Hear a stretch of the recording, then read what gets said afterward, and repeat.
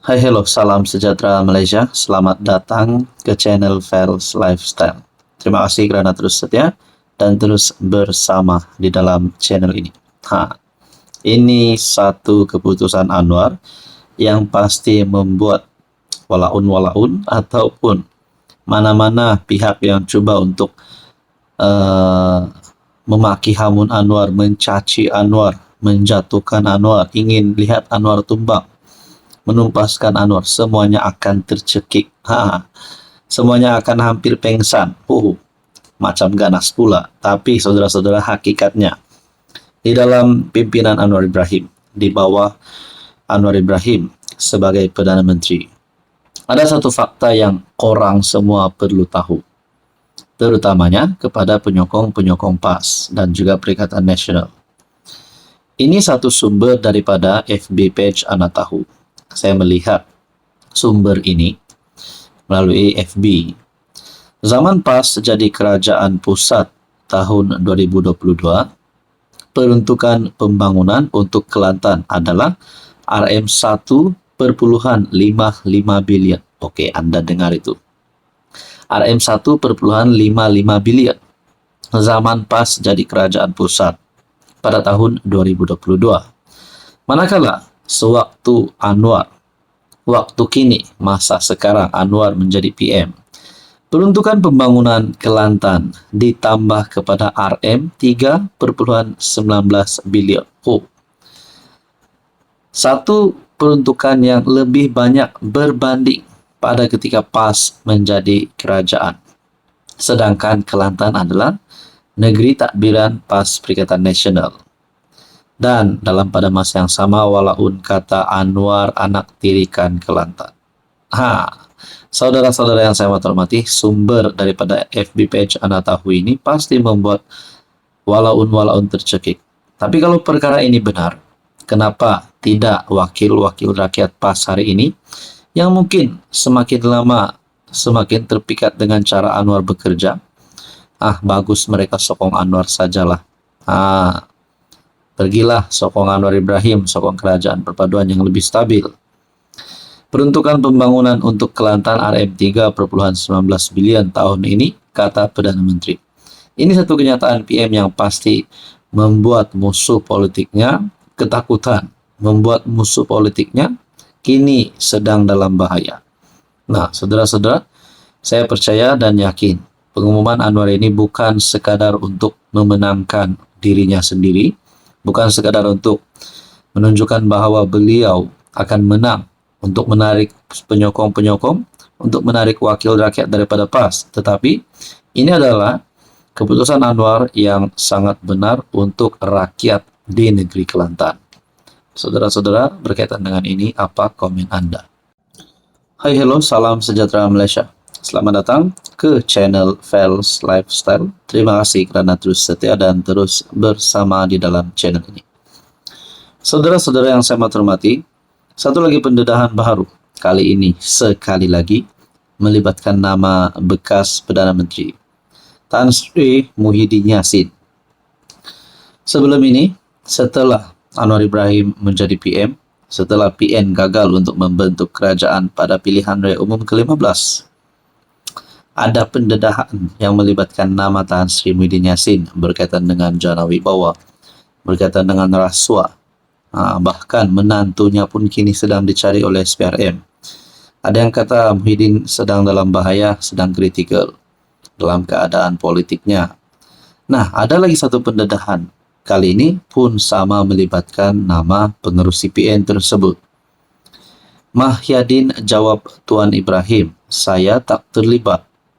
Ekoran permintaan dari Timbalan Presiden PAS, Datuk Seri Tuan Ibrahim, Tuan Man. Bekas PM Tan Sri Mahyadin menegaskan beliau tidak bertanggungjawab membuat keputusan pengambilan tanah kampung Sungai Baru. Dalam satu kenyataan, Mahyadin berkata, keputusan pengambilan tanah tersebut yang dibuat di bawah Akta Pengambilan Tanah 1960 tidak melibatkan beliau sebagai PM pada ketika itu. Sebaliknya, kata beliau, ia telah melalui proses di bawah Akta Pengambilan Tanah 1960, di mana keputusan mengenainya dibuat oleh pihak berkuasa tanah wilayah persekutuan. Saya telah ditoma bertanggung jawab membuat keputusan pengambilan tanah kampung Sungai Baru. Jika pengambilan tanah tersebut tidak dibuat mengikut lunas undang-undang, Mahkamah boleh menentukan hak-hak pihak yang terjejas. Terdahulu kenyataan Tuan Ibrahim yang meminta pihak tertentu dalam PN memberikan penjelasan dalam isu kampung Sungai Baru dianggap orang ramai sebagai satu pengakuan bersalah. MP Kubang Kerian itu berpendapat ada kewajaran bagi pihak yang terlibat dengan isu pengambilan tanah berkenaan ketika pentadbiran PN untuk memberi penjelasan. Sebelum ini, Tuan Ibrahim dan rombongan datang ke kampung Sungai Baru menyatakan sokongan kepada perjuangan mereka. Namun dalam taklimat pemimpin penduduk di situ, mereka menyalahkan para pemimpin PN dahulu yang menyerahkan tanah di situ kepada pemaju. Nah, adakah di sini sebenarnya Tuan Ibrahim menggesa Muhyiddin untuk membuat pengakuan? Ataupun adakah dengan pengakuan terbaru Mahyadin yang menjawab Tuan Ibrahim tak terlibat akan menjejaskan hubungan di antara PAS dan Bersatu ataupun hubungan kepimpinan di dalam Perikatan Nasional?